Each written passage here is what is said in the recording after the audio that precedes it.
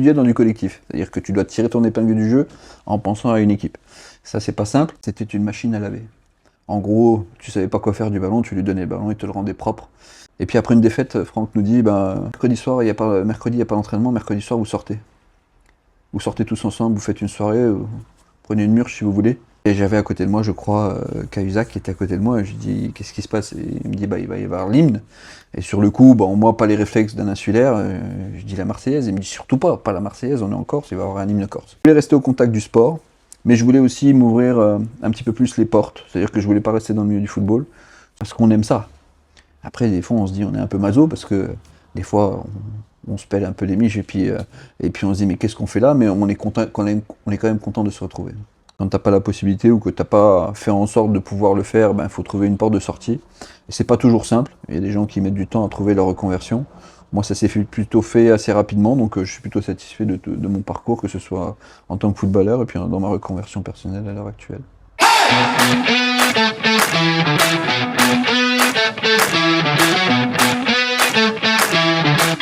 Il a dit petit, va faire un bisou au filet. Bonjour à toutes et à tous, nous nous retrouvons aujourd'hui pour une nouvelle vidéo, à nouveau dans les locaux de Villeman Jazalu. Je remercie mon père Stéphane Jaskoviak de nous accueillir pour ces diverses interviews avec les anciens joueurs du FC Metz. Aujourd'hui, on accueille Grégory Lecas. Comment ça va, Greg? Très bien, merci de m'accueillir. Ça me fait plaisir. Donc on va faire une interview qui va retracer un petit peu toute ta carrière. Et la première question, c'est est-ce que quand tu étais jeune, tu rêvais déjà de devenir footballeur professionnel? Ouais, je pense que tout le monde t'a répondu la même chose. Je pense que c'est un rêve pour tous les gamins quand on commence à jouer au football très tôt. Oui, moi c'était soit ça, soit informaticien, donc très très jeune. À l'école primaire, je me rappellerai toujours, ma prof m'avait demandé qu'est-ce que tu veux faire de ta vie. Mais j'avais dit si j'arrive pas à faire informaticien, ce sera footballeur professionnel. Et ce qui est arrivé, donc plutôt satisfait de ce qui s'est passé et de mes prédictions. Et sur le coup, tes enseignants ou maîtres des écoles, ils disaient quoi quand tu leur disais que tu voulais devenir footballeur professionnel? Ils prenaient ça au sérieux ou ils disaient tu verras bien? À l'époque, c'était pas aussi, on va dire, entre guillemets, mal vu de vouloir faire ce métier-là. C'est-à-dire que c'était un rêve comme un autre. Je pense que si aujourd'hui on devait évoquer le métier futur que l'on veut faire et qu'on parlait de football professionnel, on nous dirait attention, les études sont très importantes et il faut avoir toujours des portes de sortie. Ce qui a toujours été le cas, parce que quand on faisait nos études, on nous l'a toujours dit, mais pour autant, à l'époque, il n'y avait pas de préjugés par rapport à ça. C'était juste un rêve, et puis quand on est jeune, en règle générale, les profs n'avaient pas tendance, ou en tout cas les maîtres et les maîtresses n'avaient pas tendance à nous détruire ça. Ok, tu es né à Metz, formé au FC Metz, du coup, quel souvenir gardes-tu de tes débuts dans ton club formateur? Alors oui, formé à Metz depuis le plus jeune âge, avec nos regrettés premiers entraîneurs, Victor Janson, Jean-Pierre Goujard. Donc ce sont mes premiers éducateurs au sein du FC Metz. Donc j'ai commencé très jeune, j'avais 5 ans quand j'ai commencé au FC Metz et j'en suis parti à l'âge de 25 ans. Cette formation, ça nous a que des bons souvenirs. Grosso modo, que des bons souvenirs. C'est d'ailleurs pour ça qu'on se retrouve maintenant tous les dimanches matins avec les anciens, c'est parce qu'on a partagé de bon nombre de souvenirs en commun, et c'est des valeurs que l'on nous a inculquées dès le plus jeune âge, de travail, de rigueur, de respect, voilà, donc que de bons souvenirs, et puis que de rigolade, de franches rigolades même. Et justement, les premiers coéquipiers avec qui tu as loué des amitiés un petit peu et qui sont devenus après professionnels, c'était qui? Ils étaient en quelle catégorie à peu près? Alors, pour ceux avec qui on a tissé des liens assez rapidement, c'est ceux de ma génération, bien évidemment. C'est les années 80, donc Sylvain Marchal, qui est de l'année 80. Il y avait Cassim Yildiz aussi, qui a été formé au club, qui a fait quelques matchs en professionnel avec nous, et puis qui après est parti. Et puis après, les générations d'en dessous, 79-80, qui sont un tout petit peu plus vieux, avec qui on a gardé contact. Donc là, il y a tous ceux qui ont été champions de France à l'époque de National 2.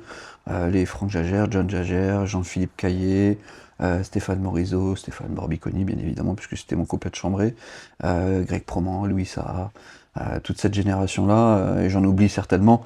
Et puis après, il y a les plus jeunes, avec Franck Beria, Ludovic Aubragnac, Franck Signorino, Laurent Aguasi, toute cette génération qui est venue après. On a tous été au centre de formation en même temps, et puis ceux qui étaient un peu meilleurs étaient surclassés, donc ils venaient avec les plus anciens, et puis ça a fonctionné tout le temps comme ça. Donc voilà, après on est arrivé au monde professionnel, et puis on a continué à se fréquenter soit en tant qu'adversaire, soit en tant que coéquipier. D'accord. Et quand tu étais au centre de formation, c'était qui les joueurs avec qui tu étais un peu en concurrence à ton poste? Parce que du coup, au niveau de tes postes, comment tu as évolué? Tu étais toujours à peu près au milieu de terrain ou tu as Ouais. fait d'autres postes Alors moi aussi? j'étais formé en tant que milieu défensif. Ok. À l'époque, ben, bien évidemment, les concurrents directs étaient, ben, il y avait Cassim était avec moi dans la même génération, donc on était au même poste. Après, au-dessus, il y avait Greg Proman, Stéphane Morizot aussi qui jouait à ce poste-là. Mais cette concurrence, elle était saine. Après, il a fallu tirer son épingle du jeu et montrer ses qualités à un moment ou à un autre. Et ça, c'était à l'entraînement. C'était un travail de tous les jours qui a fait que. Chacun a su tirer son épingle du jeu pour pouvoir signer des contrats professionnels. Après, ce qui a été notre grande force, c'était être du cru, être de la région, ce qui nous a forgé un certain état d'esprit, avec ses valeurs, encore une fois, je reviens sur ces valeurs de travail, d'abnégation, parce que c'est quand même un métier qui est assez particulier, où on est confronté à la concurrence, comme tu le dis, mais également c'est du collectif, enfin c'est de l'individuel dans du collectif. C'est-à-dire que tu dois tirer ton épingle du jeu en pensant à une équipe. Ça, c'est pas simple. Et c'est ce qui a fait, je pense, notre force quand on est arrivé dans le milieu professionnel, c'est qu'on savait qu'on pouvait compter les uns sur les autres. D'accord. Est-ce que tu te rappelles du jour où tu as signé ton contrat professionnel? Comment ça s'est passé? Alors, le jour exact, je vais pas te le dire parce que je m'en rappelle plus, mais j'ai signé mon premier. Alors à l'époque, c'était des contrats espoirs. Les contrats espoirs te faisaient signer 5 ans, tu avais 3 ans en tant qu'espoir et après 2 ans professionnel. J'ai signé ce premier contrat-là, c'était l'année de ma terminale, donc en 96-97 je crois.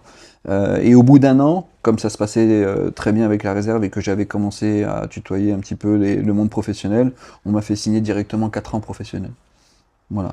D'accord. Et c'était qui t'a fait signer ton premier contrat? Ça s'est passé avec qui? Avec Carlo Molinari, Ok.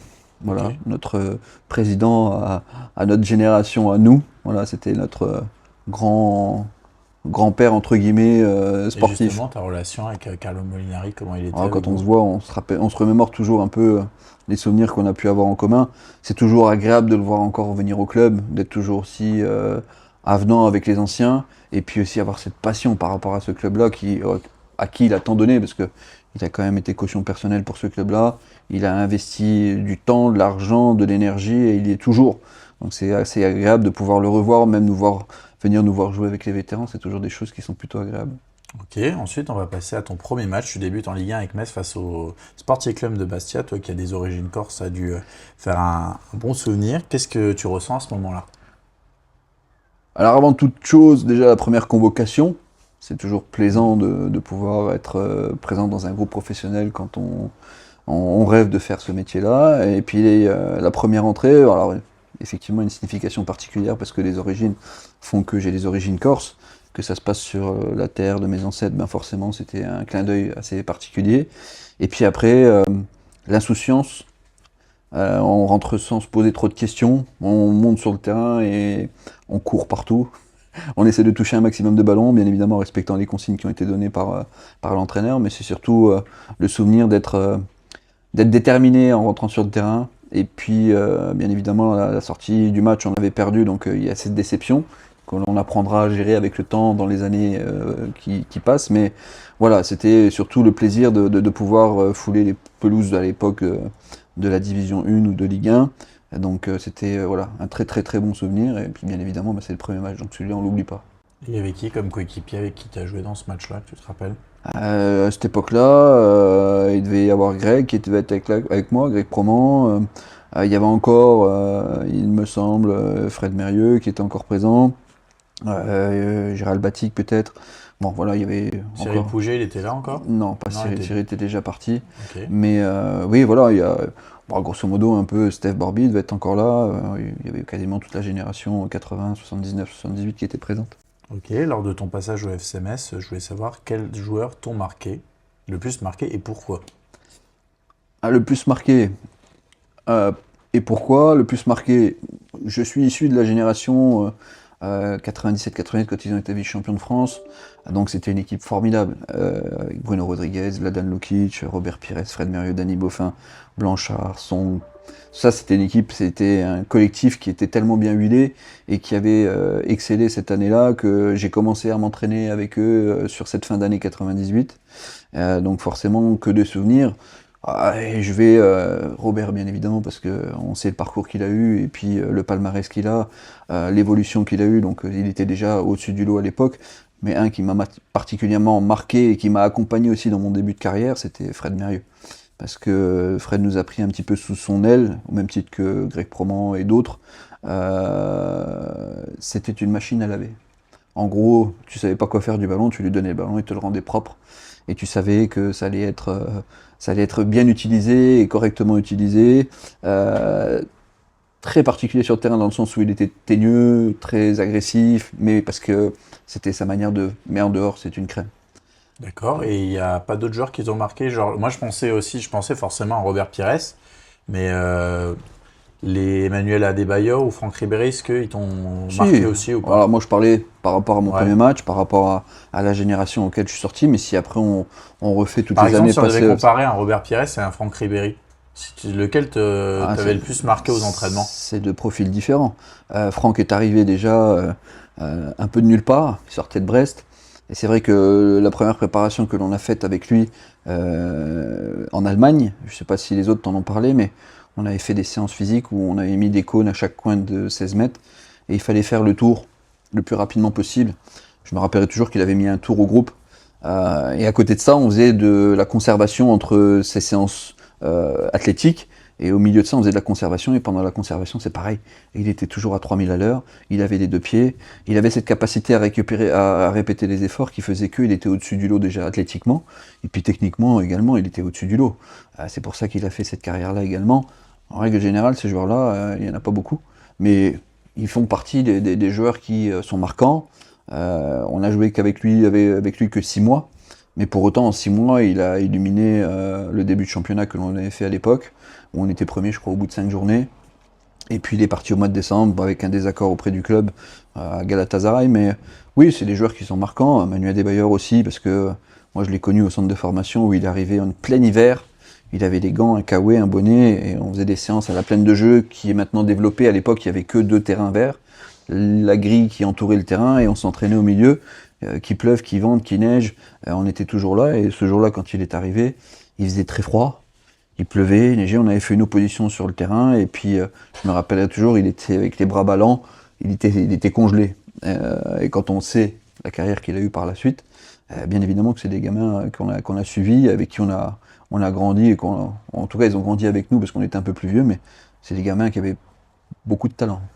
Steph Borbiconi, je me rappelle sur Ribéry, il m'a dit qu'on avait l'impression que ça faisait 10 ans qu'il était au club parce que timide, Franck il connaît pas. Pas de timidité. Mais c'est vrai que sur le terrain et puis même en général, il m'avait expliqué qu'on avait l'impression que c'était un peu un Casten Dutch en termes d'années. Je veux dire, ça faisait beaucoup Ouais, il d'années avait beaucoup de maturité dans alors son qu'il est jeu. resté que 6 mois avec nous. C'est ça, beaucoup de maturité dans son jeu.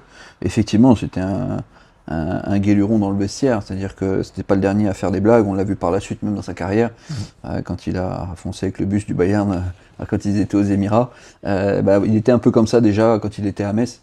C'était pas le dernier à mettre du shampoing dans les chaussures, arriver sur le terrain et puis avoir de la mousse dans les chaussures, t'enfermer dans le sauna avec un balai. Bon bref, il était très communicatif et très fédérateur dans l'ambiance du vestiaire. Et ça, c'est une grande qualité. C'est des choses qui sont marquantes aussi dans une carrière, c'est l'aspect humain que l'on peut avoir dans un vestiaire. Ok, ensuite, qu'est-ce que le FC Metz t'a apporté dans ta construction de joueur et d'homme? M'a fait devenir un homme, c'est exactement le terme. C'est-à-dire qu'à travers la formation que l'on a pu suivre, on nous a inculqué les valeurs de travail. Je reviendrai toujours sur ces valeurs-là et je pense que beaucoup en parleront parce que c'est vraiment quelque chose que l'on a acquis à ce moment-là. On parlait de concurrence. Bien évidemment que quand tu passes les échelons, moins de 15 ans, moins de 17 ans, à l'époque il y avait la DH, réserve, puis après arriver dans le monde professionnel, il y a toujours de la concurrence, mais elle était saine. Parce qu'on savait qu'il fallait bosser et que les meilleurs passeraient, bien évidemment, et c'est ce qu'on dit, en tout cas c'est ce que moi, quand j'avais eu une équipe, fut un temps au FC Metz, il n'y a pas beaucoup de place pour en tout cas pour le nombre de personnes qui sont dans chaque génération. On dit qu'il y en a 2 ou 3 par génération qui passent. Donc c'est ces valeurs-là, de travail, d'abnégation, et puis on apprend dès le plus jeune âge à régler nos problèmes nous-mêmes.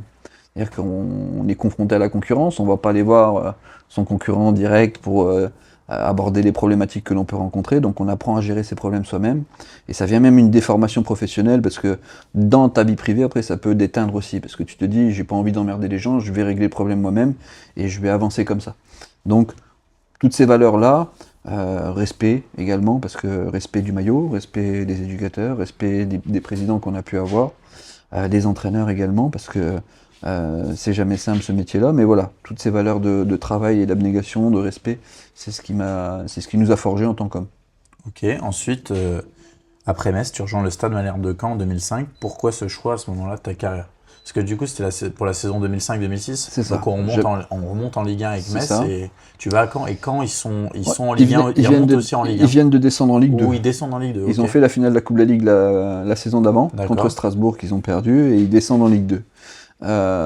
Pourquoi ce choix-là? Parce que j'étais en difficulté à Metz avec une grande majorité du public.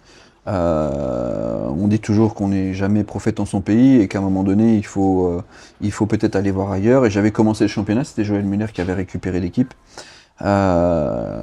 Et je me rappelle avoir fait le premier match à Saint-Étienne. Et on revient et on joue contre Le Mans à Metz. Et à peine je vais m'échauffer, le public me siffle. Je rentre, on finit le match. Je crois qu'on avait fait match nul le jour-là. On rentre dans le vestiaire et le coach m'appelle, il vient me voir dans le vestiaire, il me dit écoute Greg, je pense qu'il ne faut pas que tu restes parce que ça va être compliqué pour toi cette année. Au vu de la réaction du public, C'était à cause de quoi?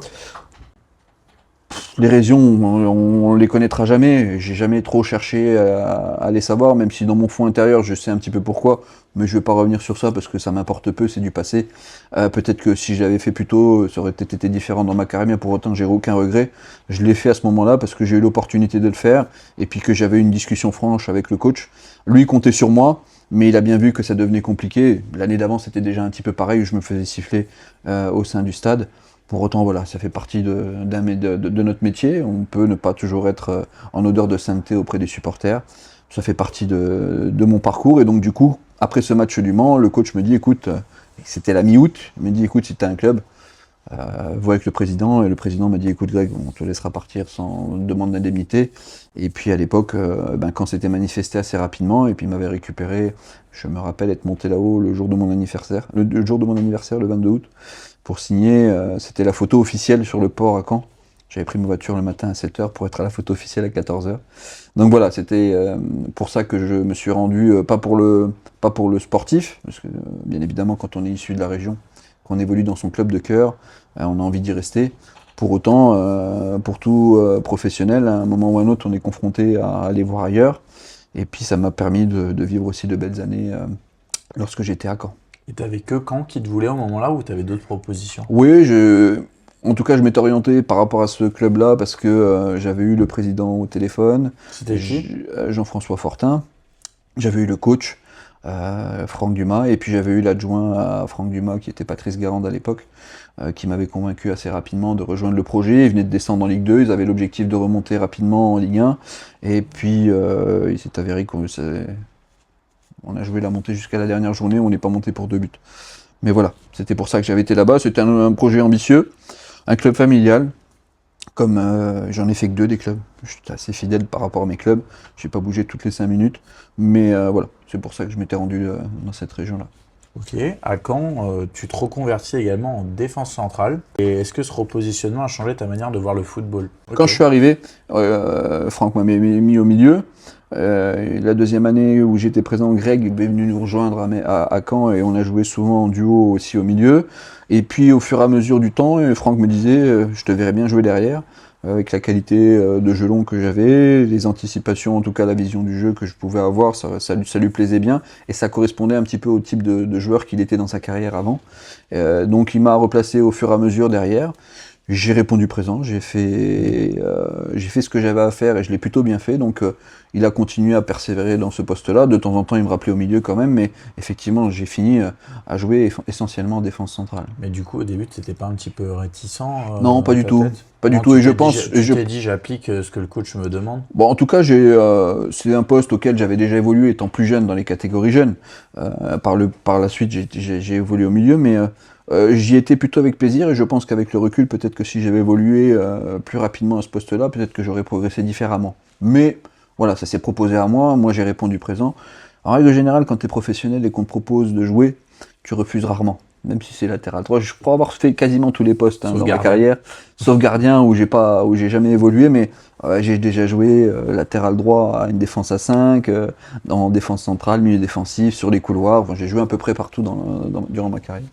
Ok, ensuite, tu as été vice-champion de France de Ligue 2 en 2007. Est-ce que, du coup, les différentes saisons jusqu'à être vice-champion t'ont forgé encore davantage? En tout cas, on nous a... Parce que la saison-là, en plus, Metz, je sais plus, Metz, Fini premier. On finit premier, exactement. Oui. Quand est deuxième et le troisième, je sais plus, c'était qui? C'était pas Strasbourg? Je pourrais plus te dire le troisième. Ou Lorient. Mais je sais qu'avec Metz a été très rapidement monté en Ligue 1. Et nous, on a joué ça jusqu'à la dernière journée à Libourne, où on est monté à Libourne. On a eu, durant ces années-là, à Caen, un groupe qui était plutôt mature, entre 25 et 30 ans. Le coach, en règle générale, ne rentrait pas dans le vestiaire. Il ne s'occupait pas du vestiaire. Lui, ce qu'il s'occupait, c'était essentiellement du terrain. Et il nous a laissé en autonomie, donc on a dû apprendre à se gérer nous-mêmes. Et puis, il y a eu une osmose qui s'est créée très rapidement, avec les nouveaux arrivants, les anciens. Un groupe très autonome, très mature, avec beaucoup de qualité. Et on a joué, effectivement, deux montées. On est monté en 2007, et puis en 2010, on a été champion de France de Ligue 2. Ce sont des années, quand on monte en 2007, l'année d'après, on finit 11e en Ligue 1. On se maintient 5 semaines avant la fin du championnat.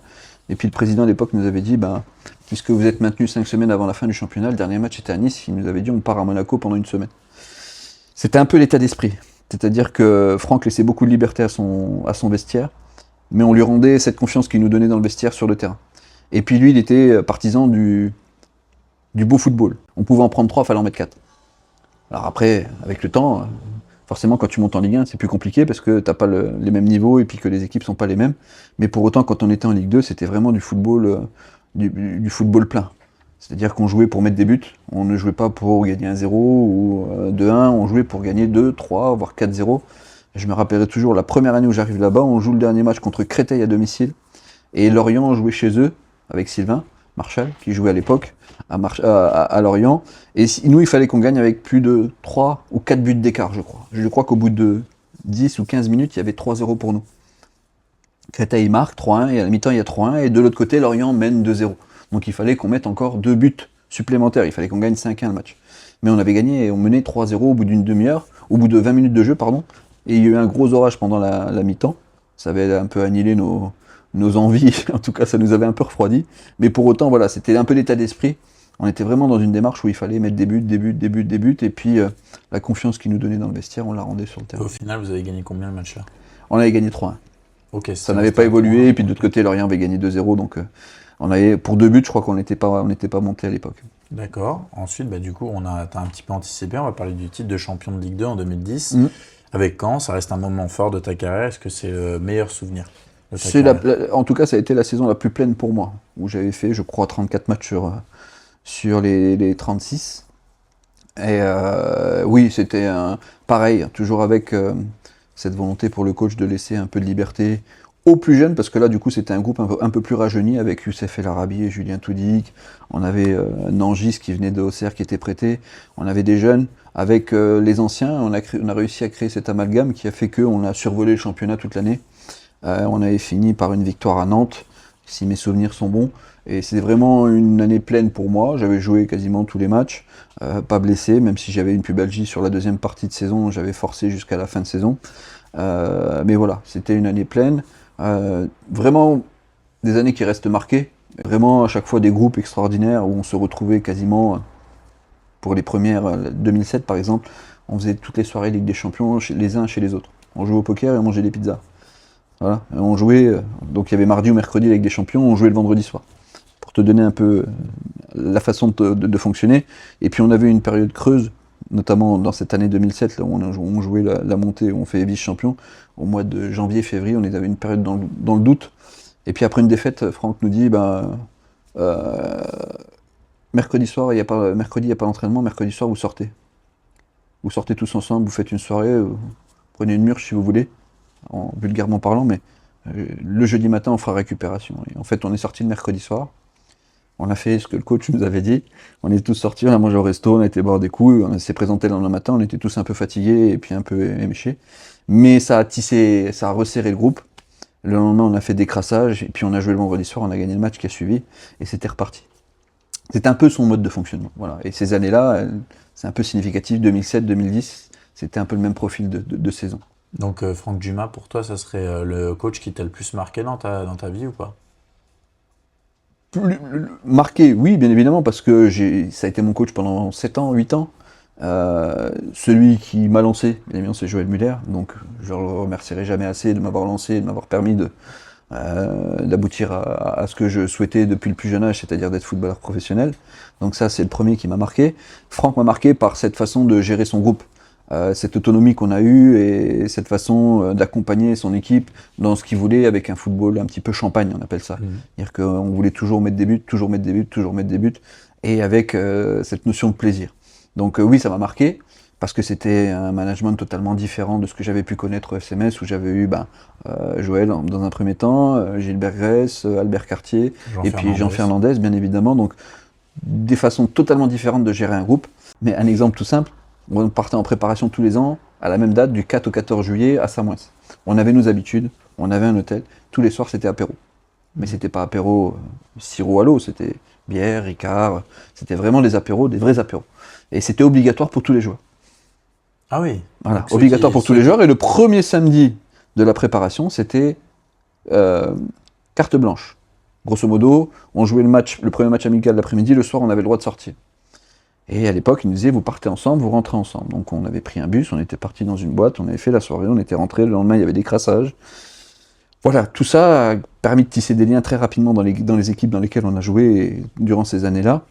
Et c'est ce qui nous a permis aussi de tisser des liens avec nous. Et j'avais été à l'époque, parce que je crois qu'on va parler après de la fin de ma carrière, mais il était à Arles-Avignon, Franck, il m'avait fait venir un essai aussi avant que j'aille à Laval.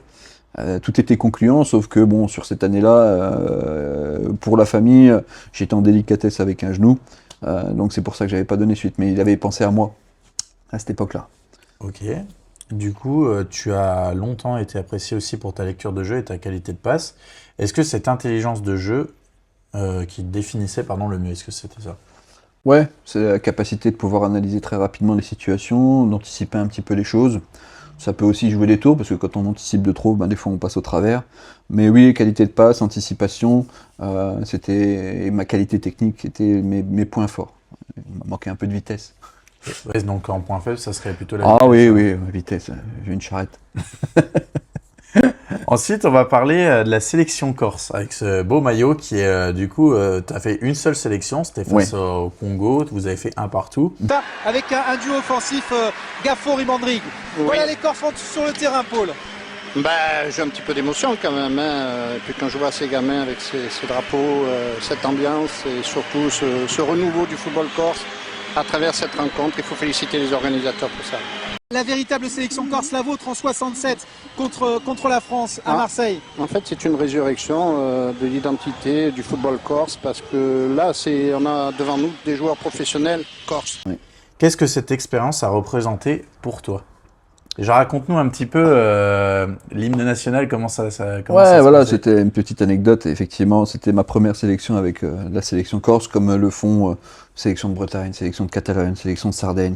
Ils avaient réussi à créer ça, je crois qu'ils l'ont conservé, ils continuent à faire encore des matchs. Moi, c'était sur une année où j'avais fait une année pleine, où j'étais un peu blessé, donc à l'intersaison, ils m'avaient sollicité, j'y avais été. C'était plutôt plaisant, et puis le jour de... j'ai des origines, mais je ne suis jamais vécu sur l'île, donc je ne suis pas un insulaire. Pour ceux qui y étaient, il y en avait beaucoup qui vivaient sur l'île et qui avaient joué à l'AC Ajaccio ou au SC Bastia ou au Gazélec également, parce que le match était au Gazélec. Et puis le jour où arrive le match, on avait rendez-vous l'après-midi, j'avais mangé le midi dans une paillote, et puis on avait rendez-vous à 16h dans un hôtel, donc distribution des maillots, et puis arrivé au stade, la composition, et puis quand on monte, on fait l'échauffement, on arrive pour l'hymne.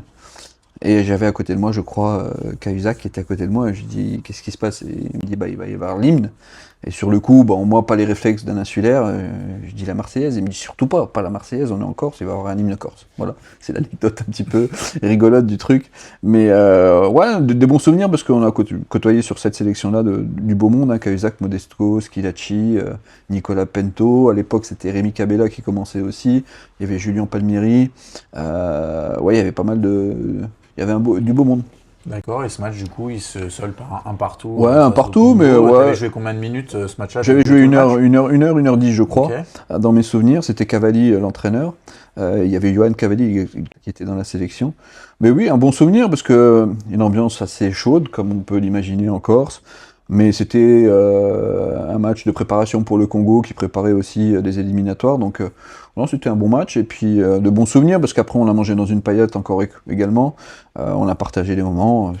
Puis quand on se recroise de temps à autre, on en reparle toujours un petit peu. D'accord. Ensuite, du coup, on passe en 2013 où tu as eu cet essai malheureusement non concluant au stade Lavallois. Tu en parlais juste avant. Tu mets un terme à ta carrière professionnelle. Comment vis-tu ce moment de bascule? En fait, sur cette année-là, l'année 2012 a été un tournant parce que je me refais opérer d'un genou qui est un peu douloureux. Je me fais opérer des ménisques internes et externes, et donc je passe sur le billard au mois de décembre 2011 et au mois de janvier 2012. Donc sur 5 ou 6 semaines d'écart. Je finis la saison où je fais pas beaucoup de matchs parce que le genou est très compliqué. Mon contrat se termine. Si on montait en Ligue 1 l'année-là, j'avais une année supplémentaire au Stade Malherbe, sauf qu'on n'est pas monté. Donc je me retrouvais sans contrat. Et puis vient l'opportunité d'aller faire un essai à Laval. J'avais fait un essai avant Arles-Avignon, qui avait été plutôt concluant, sauf qu'on ne s'était pas mis d'accord sur les termes du contrat. Et donc du coup, dans la foulée, Philippe Insberger, qui était entraîneur à Laval, m'appelle, me dit « Écoute Greg, si tu veux finir un essai, tu viens sur 3-4 jours. » Moi j'étais à Caen, c'était à 1h15 de Caen. Je dis « Oui, je viens. » Et puis on a fait cet essai qui n'a pas été concluant dans le sens où il voulait me refaire venir sur un deuxième match de préparation. J'avais dit à Philippe, écoute, j'ai pas 18 ans, j'ai pas 20 ans, j'avais déjà 300 ou 400 matchs en professionnel. J'estimais que de faire un deuxième match de préparation, c'était peut-être pas nécessaire. Si ils m'avaient proposé un contrat, peut-être que j'aurais signé de suite, ils n'ont pas voulu le faire. Donc ça s'est pas fait. Pour autant, voilà, j'en veux pas, c'est comme ça. J'avais dit, si au mois de septembre, j'ai pas de contrat, j'arrête. Et puis, c'est dans la foulée où, bien évidemment, quand on finit, soit on a un projet directement professionnel et puis on enchaîne, soit on se reforme, parce qu'il n'y a pas d'autre choix. C'est-à-dire que si on a arrêté l'école très tôt, qu'on n'a pas les diplômes pour pouvoir enchaîner sur autre chose, il faut pouvoir reprendre des cours du soir, c'est ce que j'ai fait. J'ai suivi après mes cours du soir sur la première année où j'ai validé un diplôme d'accès aux études universitaires, une formation en STAPS. Tu sais ce que c'est. Je connais bien. Voilà, tu connais bien. Et quand j'ai proposé ce projet à la direction de l'université, ils m'ont fait passer devant un jury où ils m'ont validé ma première année parce que j'avais passé mes diplômes, mon BE1 tronc commun à l'époque d'entraîneur professionnel, ou d'entraîneur de football, pardon, qui avait été validé. Ils m'ont dit la première année, vous n'allez pas la faire. La deuxième année, je pense qu'elle ne vous servira pas à grand-chose. Par contre, la troisième année, vous allez la suivre. Donc du coup, j'ai validé une licence en passant que la troisième année. Mais j'ai dû me présenter à la fac, faire mes cours, aller dans les amphithéâtres. Et c'était à Caen, et j'avais fait 10 ans professionnel à Caen. Donc forcément, quand je suis arrivé dans les amphis, les gamins m'ont tous reconnu en me disant « Mais qu'est-ce que vous faites là ?» Et c'est là qu'il a fallu justifier qu'après le football, il y a une vie, et puis qu'il n'y a pas que le football dans la vie. Donc l'objectif pour moi était de m'ouvrir les portes en reprenant mes études. Ok. Ensuite, j'avais une petite surprise pour toi. Oula. J'ai quelqu'un qui voulait te poser une question et en même temps qui voulait te passer aussi un petit message. Donc je vais te donner la tablette et je vais te laisser lancer la vidéo et découvrir qui c'est. Je pense que je sais qui c'est, mais... Vas-y, tu penses que c'est qui? Ah, Stéphane. Non, c'est pas Stéphane. Ah merde.